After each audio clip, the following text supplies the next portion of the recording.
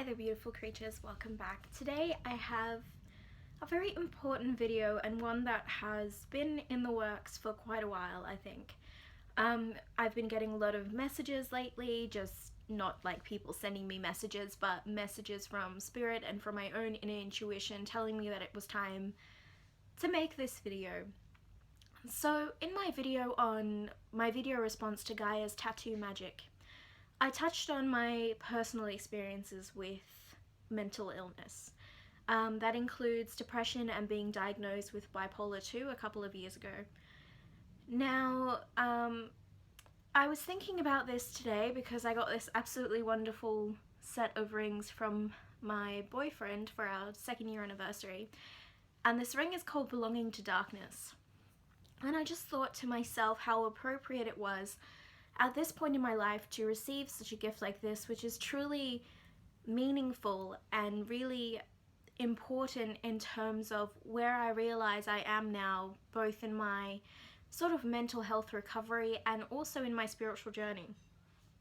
So what this video is essentially about, sorry I'll be looking down a bit because I have notes, is belonging to darkness, living in and with your shadow.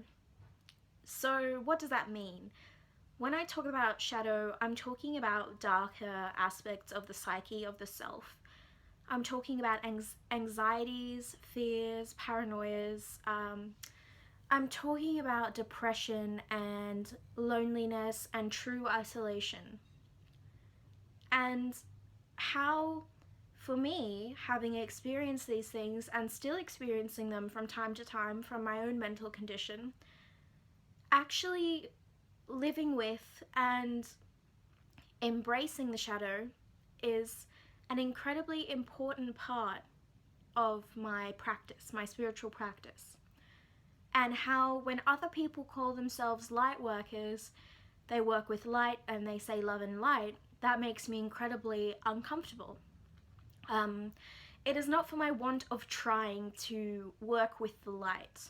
It is just that I believe,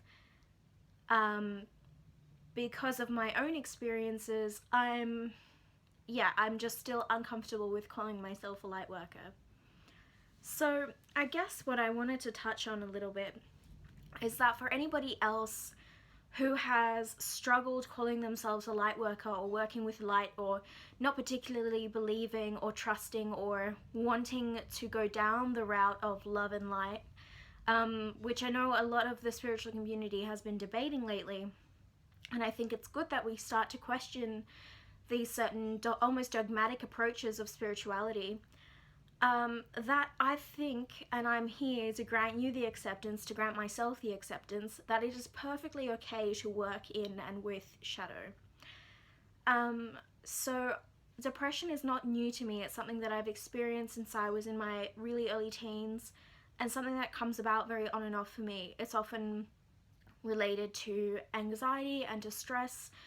Sometimes it can happen out of the blue. It can be virtually anything. So depression is something that I've experienced from my very young adult life to now, and it's probably something I will continue to experience throughout my time here on this earth.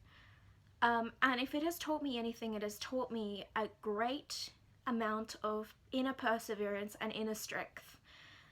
Often when we experience depression for the first time, it is actually the worst time because we can never see an end to what we're going through. And it can, as I experienced personally, it can take a year or more to get out of a massive depressive episode. And that is incredibly difficult. So for anyone who has experienced that and is here now, you should be incredibly proud of yourself. You've done really well, and I'm proud of you. So, you go through these massive periods of your life in darkness, in solitude, in isolation, feeling like you can't really connect to other people, even though so many of us have similar experiences. Our own personal experiences always engulf us. And that's why it's so important to acknowledge and realize that. So you're in these dark times for a lot of the time, so how do you actually come to terms with that and combine it with a sense of spiritual practice? So for me, since I was younger, I was always drawn to goth, the sort of gothic music scene and the way that they dress and act and the whole themes behind the gothic and then romantic gothic in art and poetry and stuff like that. So really embracing that side of myself in literature, in poetry, in music helped me accept that I was experiencing the things I was experiencing and that they were not necessarily negative, that what I was experiencing was just a part of my own personal human cycle. Um, and it has been something that has taken me a long time to realize. Like I said, I felt like now was finally the time to make this video, and in part that is because I drew this card from the Dewas of Creation, and that is the card. It's called Growth and Decay. And it was funny because the guidebook description was different to my own personal interpretation, but I still got this message that there will always be periods of transition and transformation within your life, and that these periods of transition and transformation can really shake you up. And actually in the guidebook she talks about this idea of entropy. You know, as I was saying when I was flicking through the cards, the universe is accelerating, expanding, and accelerating as it expands, and one of the laws is that it goes from order into chaos. So we're only getting more and more chaotic as we hurtle through this universe, but we are also becoming increasingly isolated from, you know, other universes and other galaxies. Soon, because of the rate that the universe is expanding, we're going to never be able to reach other galaxies. Now, instead of getting all soppy and sad about that, because it can be a very isolating thought, you have to consider that the world works in mysterious ways. I guess I'm going on a bit of a tangent here, but it kind of does pull in. It's like you can't always look at isolation and being totally alone with your thoughts as a negative emotion. I mean, if I did, I know I don't think that I would still be here. It is a way of discovering who you truly are. And I know people take, you know, breaks from society, breaks from technology, and, you know, there's all sorts of things that are invented now to make you stress less and feel more and whatever. But there's nothing really quite like experiencing an incredible dark period in your life to wake you up to who you truly are.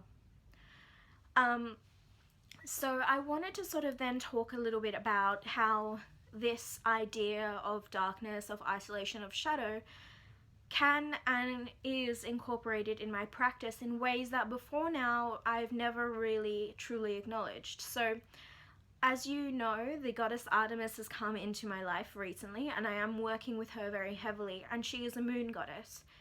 The moon is something that I've always been drawn to. I prefer moonlight rather than sunlight. Like I said, I had my dabblings with goth when I was younger.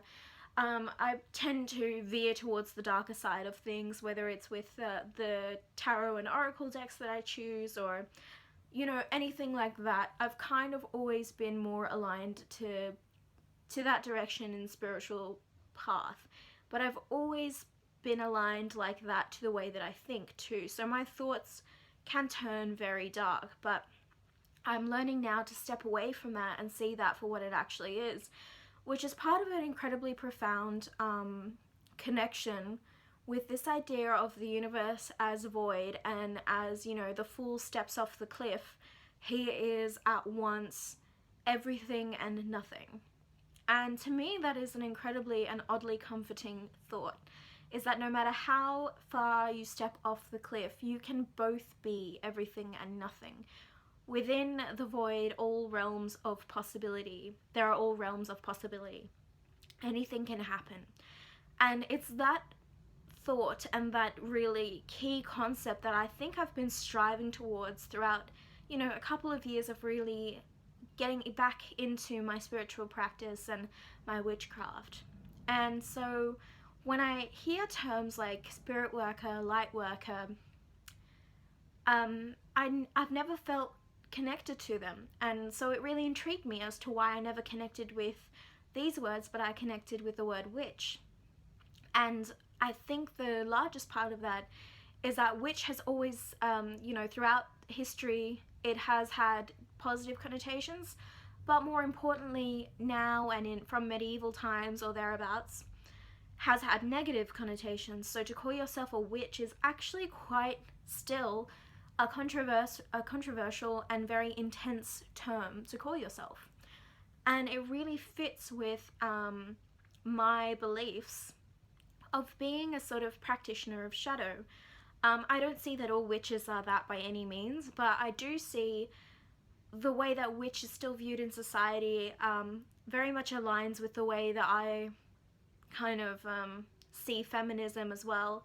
It's very often painted in a negative light because people are like, why don't you just call it egalitarianism? Well, that's because it's not.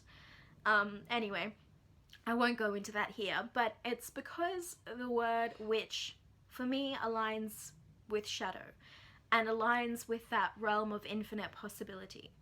And it's one thing that I've been getting into a lot with just learning about physics and learning about consciousness and the human mind. And I used to be hideously afraid of the dark when I was a kid. And as I've mentioned in previous videos, I used to be absolutely racked with nightmares and sleep paralysis and all that sort of stuff. A lot of I've had issues with insomnia, I still do on the odd occasion, and I used to be absolutely terrified of the dark. And that is no longer the case, and I think the more that I practice in this way, I practice in shadow, I realize that there is really nothing to be afraid of, because think of the Earth before the Big Bang. From shadow came light, essentially. I don't know how to say it. To me, shadow, I think, is a purer form, or one of the purest forms of energy that you could possibly work with. And that, I think, is why I'm most embracing and accepting of shadow, particularly because it reflects so heavily within my own mental state, my own consciousness, and my own beliefs. And I also think that shadow really, if you suffer from depression, if you've ever suffered from depression, or any other type of mental illness that leaves you isolated, ostracized and alone with your thoughts, you actually come to reconcile that aspect of yourself a lot more than you would at the time reconcile what might be considered lighter aspects of your being. Whenever I've connected to deity or to the Fae or to any of those energetic sources, I've always connected to it in terms of darkness. And it is not so much a cry for help as it is an interest or a conversation in the dark kind of thing. Like yelling into the void and hoping that someone will yell back. But it's not even that. Like, that's kind of the humorous aspect of it, but it's more like in those darkest times was when I, contradictory to everything that should happen, I also felt the most in touch, in power, and the most able to connect on and rely and trust in the universe, in divinity, in the divine within my own life.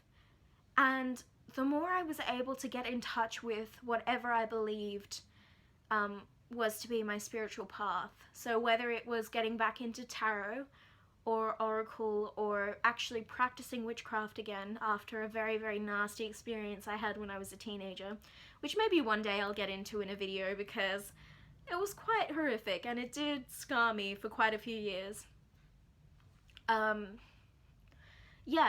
And just kind of getting in touch with that aspect of myself has always come from a place of darkness and never from a place of light. And like I keep saying, for me, darkness is not equated necessarily to negativity. It is the nothingness and the endlessness, eternity, infinity.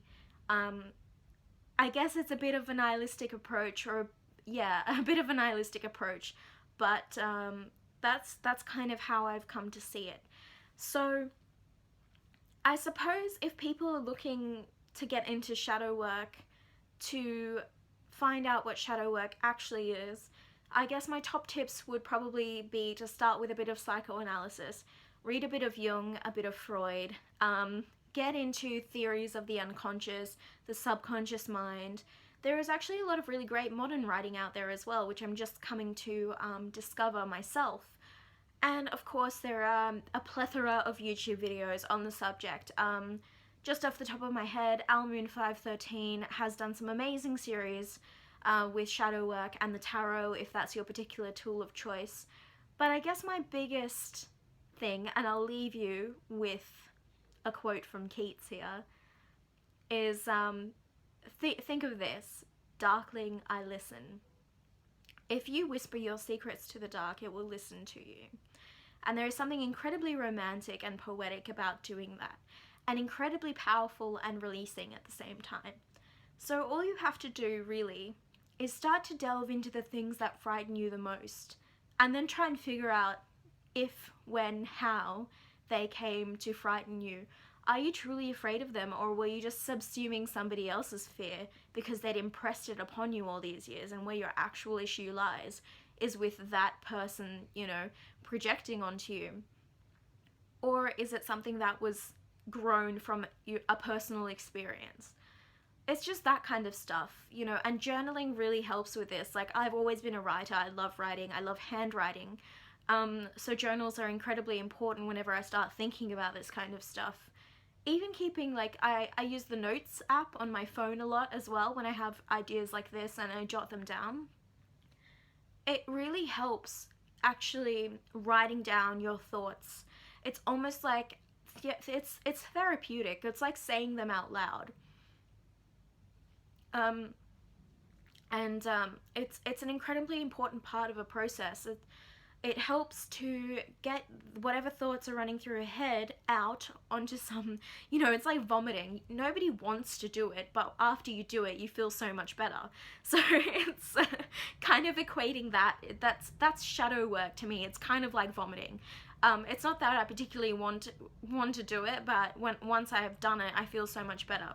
And sometimes I don't even know that I'm shadow working. Actually, more and more it seems, like I've said, as I've come to embrace the shadow, I'm always working with shadow, and it is like a friendly guide on my journey in my spiritual path now, rather than something that I am constantly afraid of, because fear has no role to play in shadow work for me. It is all about confrontation and strength. And I hope I hope that this video has maybe given some points of thought for other people to make other videos, because I love raising discussion in the spiritual community, and I'm really interested to know about other people who do experience mental illness, because I know quite a lot of us in the spiritual community do, to actually talk about it. I'm inviting you to, if you feel comfortable, to talk about the shadow. And do you work with it in the same way? You know, does some of this resonate with you? You know, it's only a recent thought of mine that I've actually had. Whoa, wait a minute. Maybe the reason I'm not a light worker is because I'm actually a shadow worker instead. Because I feel most comfortable in that realm of my psyche than I do. But I still equate it with a light, in a sense. So don't get me wrong. It's not like it's devoid from light. It's just encapsulating and working with energies in a different way. So yeah, like I said, I'd love to stimulate the discussion. Please let me know what you think, what your opinions are. Even if you want to call me out as this to be entire bullshit, I don't care. I would just love to hear your thoughts on this. And thank you so much for watching, and I'll see you all in the next video. Bye!